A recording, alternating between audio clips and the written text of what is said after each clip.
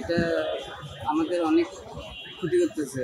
যেমন আমি বলতেছি, সরকারের যখন রথ পরিবর্তন হচ্ছিল 8ই জুলাই আমি দৈনিক বাংলা অ্যাক্সিডেন্ট হয়েছিলাম। সেই ব্যাটারি চালিত অটোর কারণে আমার বড় ধরনের দুর্ঘটনা হয়েছে। এই ধরনের মানে তারা কোনো নিয়মকানুন মানে না। তাদের শুধু তো ব্যাটারি চালিত তা না, অন্যান্য রিক্সাগুলো এইভাবে কাজ করে থাকে। তো সুতরাং এটা মেন রোডে না চালায়, তাদের যদি শাখা পোশাকের যে রাস্তাগুলো আছে আমরা চলাচল করি, গ্রাম অঞ্চল বা এই শহরের কিছু সাইড অঞ্চল, ওখানে এরা চালাতে পারে। কিন্তু মেন রোডে যদি চালাতে গিয়ে এ ধরনের দুর্ঘটনা দেখা গেছে একটা মানুষের অকাল জীবন ধরে দেয়। তো সেটার জন্য দায়ী কে?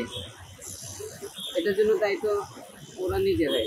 এখন এটা যদি বন্ধ করতে হয়, যারা এগুলো বাংলাদেশে করছে, আমদানি করছে বা এগুলো করছে, তাদেরকে এটা তাদের প্রতিষ্ঠানগুলোকে করে সিলগালা করে তারপরে এটা করতে। কিন্তু যারা চালাচ্ছে তারা তো খেটে খাওয়া মানুষ, তাদেরও তো একটা কর্মসংস্থানের ব্যবস্থা থাকতে হবে।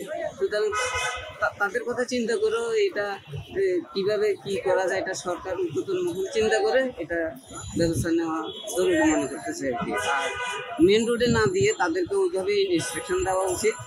মনে হয় যে আমাকে কথাটাগুলো ঠিক আছে এতটুকু প্রতিষ্ঠান নিচে যে ড্রাইভারগুলো আছে, এই ড্রাইভারগুলো কোনো আইন মানে না, পুলিশের সিঙ্গাল মানে না, করে না। এরা পিক আপ এত বাইরে বিমানে টায়ার পাই, কিন্তু 25-30-এর উপরে যারা আছে এরা ওই পাইলে এরা রিক্সা চালায়, এরপরে অটো খাইছে, এরা পাইলেও পায় না। এরা নিয়ম মান্য চলে, তারা ভিতরে মান্য চলে, খাই যায়। আর ওই প্রতিষ্ঠান নিচে যারা আছে এরা কোনো খাই নাই। অটো রিক্সা চালানো তো পুরোপুরি নিষেধ, তারপর কেন চালাচ্ছেন? অটো রিক্সা পুরোপুরি নিষেধ হয়ে আছে, মেইন সড়কে চালানো পুরোপুরি নিষেধ। মূলত পুরোপুরি নিষেধ হলে আমরা পেলাম কি দিয়া আমার কয়জন খাউন না, আমি কিছুটা কামু ওই হচ্ছে দিয়া কি হবো, আমি ডেলি কামাইতাম না 150 টাকা, আমি খামছি। এই যে যারা বাংলা রিক্সা চালাচ্ছে তারা তাদের পরিবার চালাচ্ছে না। বাংলা রিক্সাওয়ালা এখন জানতে আছে তো কি বাংলা রিক্সাওয়ালা কয়জন উঠে কি চিন্তা উঠে, আর বাংলাদেশেরা কি করতে আছে? বাংলা রিক্সাওয়ালা যারা চালায় এরা বাবা বলতে আছে কি অবস্থা এরা আছে।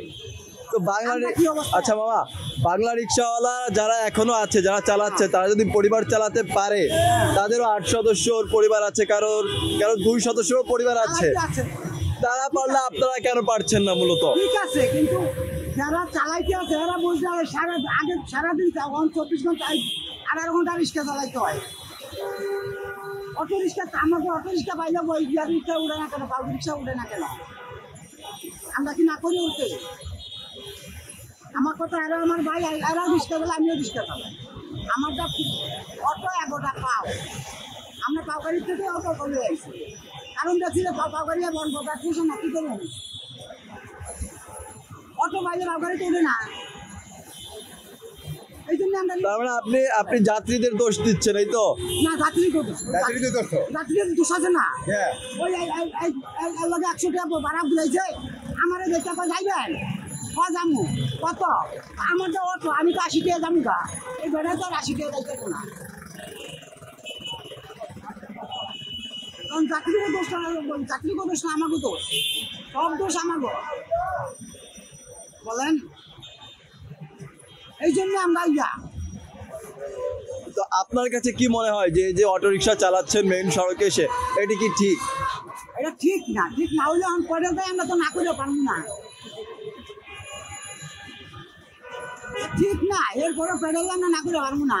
আপনি উঠছেন আমার রিক্সার মধ্যে, আমি 9 বলটন, আমি 9 বলটন না নিয়ে এলে আবার একটা গাড়ি দিয়ে আয় বলে চালার পরে বড় লোক হয়ে গেছে। আমাকে তো আইটি আবার রিক্সা আমি